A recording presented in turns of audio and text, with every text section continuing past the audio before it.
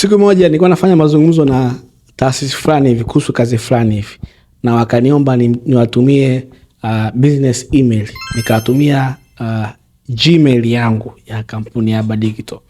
Niliwatumia Gmail, wakaniuliza huna business email?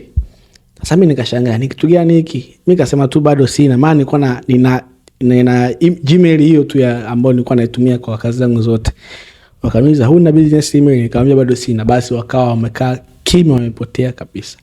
Kwa hiyo nikaja kuja kugundua baadaye taasisi nyingi ama kampuni mengi huwa wanaamini hata kama ni influencer, hata kama una brand yako, hata kama una biashara yako, wakitaka email yako wafanye kazi nayo, wanatamani kuwa na email ambayo ni professional business email na sio Gmail. Gmail sio business email.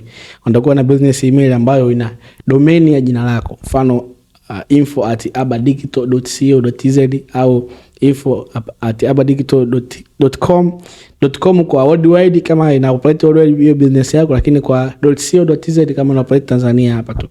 Kwa hiyo ni muhimu sana kama ni biashara na brand yako na kampuni yako, ni muhimu sana kutengeneza hii business email na sio Gmail.